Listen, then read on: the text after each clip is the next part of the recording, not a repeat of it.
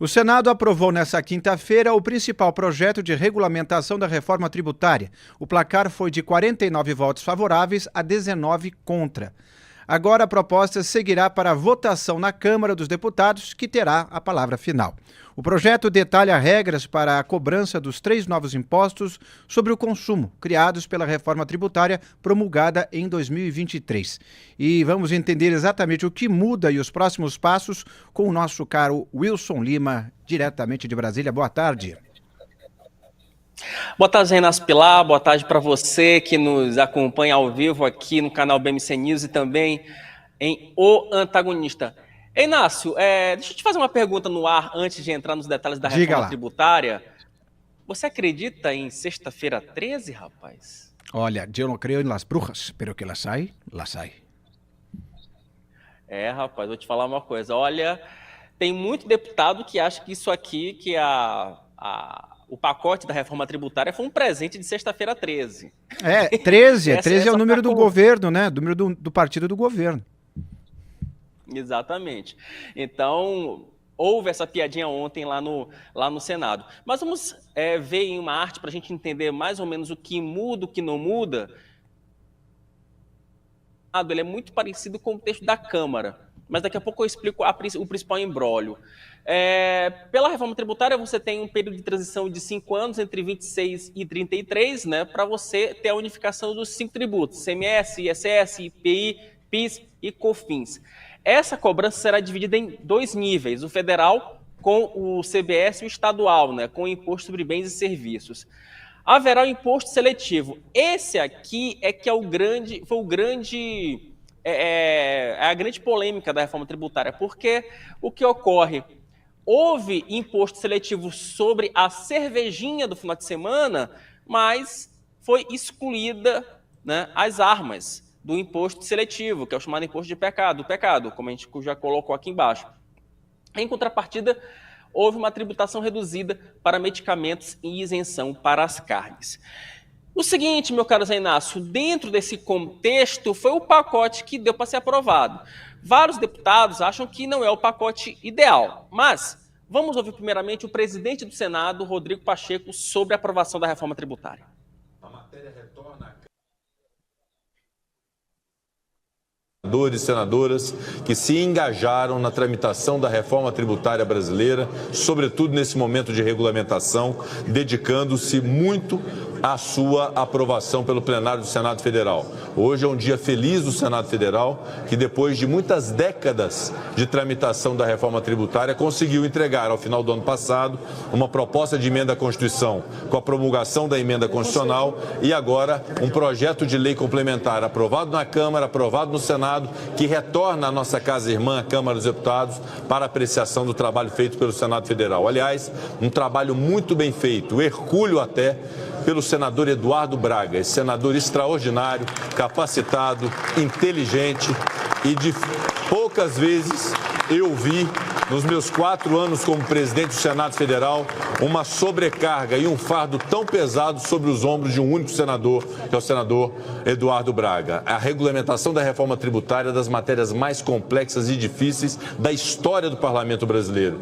E sobre os ombros de um senador recaiu ouvir todos os seus demais colegas, ouvindo de maneira muito aberta, republicana, dedicada, com uma capacidade realmente extraordinária. Por isso, eu rendo todas as homenagens ao relator, senador Eduardo Braga, e todos aqueles senadores que colaboraram para esta grande realização do Senado Federal na data de hoje, a aprovação do projeto de lei complementar número 68, que regulamenta a reforma tributária brasileira. Parabéns ao Senado Federal. Senhor presidente. De fato, não foi um trabalho muito fácil do Eduardo Braga, porque ele recebeu ao longo da tramitação do projeto lá no Senado aproximadamente 2.000 emendas. É muita emenda de um projeto que já tem uma natureza muito complexa. O próprio Eduardo Braga comentou, depois da aprovação, né, ele fez uma avaliação sobre o texto que foi aprovado pelo Senado. Vamos ouvi-lo nessa primeira sonora. Mais uma vez, entregamos um relatório que eu tenho consciência que pode não ter sido perfeito, mas na democracia foi o melhor que nós podíamos fazer. E mais do que isso, melhoramos a segurança jurídica, melhoramos a simplificação, melhoramos a transparência, melhoramos a redução dos contenciosos e entregamos à Câmara dos Deputados e esperamos que a Câmara possa aprovar o texto da forma que está sendo encaminhado para que nós tenhamos em breve o início da implementação. A alíquota teste vai acontecer em 2026 sem nenhum impacto para o cidadão brasileiro, no intuito de poder testar os sistemas, avaliar a arrecadação e a partir de 2027 nós passaremos a cobrar 0,9 de CBS, 0,1 de IBS e teremos um dimensionamento durante esse período. E nós temos convicção de que teremos surpresas positivas em relação à redução da sonegação, à redução do contencioso, o que assegurará uma alíquota padrão menor do que a que estamos prevendo. E mais, a garantia da revisão periódica pelo Congresso Nacional para que nós possamos aprimorar. Esta lei que votamos hoje, ela não é definitiva, ela é, como todas as leis, uma lei viva, dinâmica e que será a cada 5 anos avaliadas. E nós teremos, já em 2028, uma avaliação do potencial de arrecadação das alíquotas que estarão sendo estabelecidas. E aí é que será fixada a alíquota padrão. Ele ainda fez outros comentários sobre esse projeto de lei aprovado ontem pelo Senado. Por favor, vamos ouvir a segunda parte com o Eduardo Braga. O que teve maior impacto na aprovação, sem nenhuma dúvida, é a questão do saneamento, não é? Que aumentará aí perto de 0,38, 0,40 a alíquota. As outras questões são muito mais pontuais, portanto, eu não tenho o impacto global. Me foi informado que o Bernardo Api vai levantar isso e o Ministério da Fazenda vai informar, mas em função da decisão com relação ao saneamento, efetivamente, eu disse isso ontem, mas hoje o Api me deu um número mais, que é próximo de 0,40, é 0,38, é próximo de 0,40. Agora, o que eu posso dizer é que nós mostramos mais uma vez que esta não é uma questão aprovada pela absoluta maioria, porque faltou apenas 7 votos para que nós ganhássemos no plenário aquilo que ontem nós perdemos na CCJ. Eu acabei de terminar uma tarefa gigantesca, vou respirar e aí vou receber o texto que chegará da Câmara e na semana que vem vou me debruçar sobre o tema e aí você pode me entrevistar quantas vezes você me quiser sobre o tema. Não sei te dizer, eu acabei de sair e acabei de provar que dá tempo para que a reforma tributária seja aprovada neste ano, dependendo da vontade da Câmara dos Deputados. A lista que eles aprovaram é uma lista de 383, é diferente de uma lista de 600 itens. Acho que é incompleta, acho que o serviço como foi feito aqui é mais explícito e eles terão que encaminhar para o Congresso Nacional a lista completa e com explicação item a item para que a gente possa ter o impacto. Essa lista com os itens, basicamente, ele fala dos itens que foram excluídos aí, que tem um item de isenção. E teve o outro ponto dessa coletiva, que ele, quando o senador Eduardo Braga ele fala sobre derrota, ele fala basicamente sobre o imposto do pecado para armas. Que esse é que é o grande ponto, foi a grande polêmica da sessão, tanto quando o projeto estava na CCJ do Senado, quanto quando ele entrou no plenário do Senado. Por quê? Porque é o seguinte, essa é uma demanda da bancada da bala, é uma demanda da bancada armamentista. O Eduardo Braga instituiu o chamado imposto do pecado para armas e munições. Esse trecho foi retirado já do texto preliminar quando ele foi aprovado pela CCJ, pela Comissão de Constituição e Justiça, isso na quarta-feira. Quando chegou no plenário, houve uma nova tentativa de se incluir esse trecho, né, por meio de uma emenda. Vou colocar esse trecho de novo, vou tentar instituir o imposto do pecado. E houve uma nova derrota do Eduardo. O governo, e aí que tem um bastidor curioso sobre esse caso, é que o governo, de certa forma, Inácio, respirou aliviado. Por quê? Porque é esse detalhe que parece pequeno, mas esse detalhe poderia travar o projeto lá na Câmara dos Deputados. E aí é que é o grande problema. Por quê? Porque se lá na Câmara dos Deputados... Pode deixar a tela dividida, daqui a pouco eu vou nas vezes. Se esse projeto fosse para a Câmara dos Deputados com o imposto do pecado para as armas, os deputados iam tirar. E aí o texto voltaria para o Senado, e aí uma semana, meu amigo, é muito pouco tempo para você resolver essa história. De fato. E vamos continuar diretamente nesse assunto, porque para falar sobre a repercussão política dessa sessão no Senado, o presidente da Câmara, Arthur Lira, cancelou todas as sessões de comissões que estavam marcadas entre essa quinta-feira e a próxima sexta. A intenção de Lira é fazer um esforço concentrado para acelerar as votações em plenário. A decisão de Lira foi confirmada após o Planalto sinalizar a liberação de quase 2 bilhões de reais em emendas. Lira justificou a decisão como proximidade do encerramento da presente sessão legislativa e a necessidade de o plenário da Câmara dos Deputados discutir e votar proposições de relevante interesse nacional. E sobre isso, o nosso Wilson Lima tem bastidores diretamente de Brasília, então roda a vinheta dos bastidores.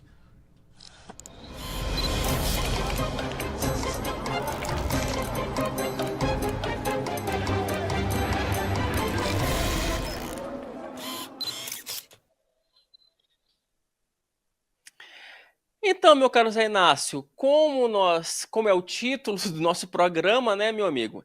Emenda surgiu, ajuste fiscal seguiu. O que acontece? Ontem, durante a tarde, o presidente da Câmara, Arthur Lira, recebeu uma sinalização do ministro Alexandre Padilha de que haveria esse pagamento. Ele ficou meio desconfiado, mas de qualquer forma, ele fez um primeiro gesto, que foi editar essa portaria extraordinária, suspendendo o trabalho de todas as comissões. Ou seja, de segunda até sexta-feira, trabalho na Câmara vai ser especificamente no plenário. Não vai ter comissão temática, não vai ter reunião, isso inclusive criou um certo incômodo em algumas comissões, daqui a pouquinho eu falo sobre isso também. Então o que ocorre? Com isso, ele já deu a seguinte sinalização para o governo: olha, a minha parte eu fiz. Segurei os deputados, vou fazer o meu trabalho, eu vou fazer o esforço concentrado para tudo. Vou passar o trator. Agora, Padilha, é com você. Libera a grana, meu amigo, porque o nosso trabalho nós vamos fazer. E foi feito.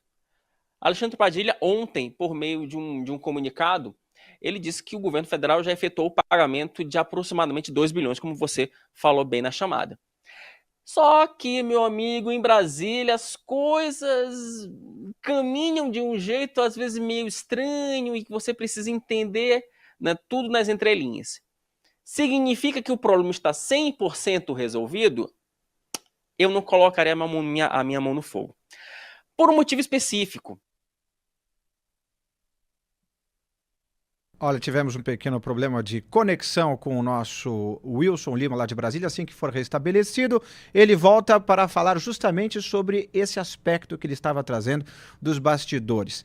E eu vou falar agora então sobre este assunto aqui, vou trazer o nosso Duda Teixeira, que está aqui conosco, para falar um pouco sobre essa repercussão da reforma tributária.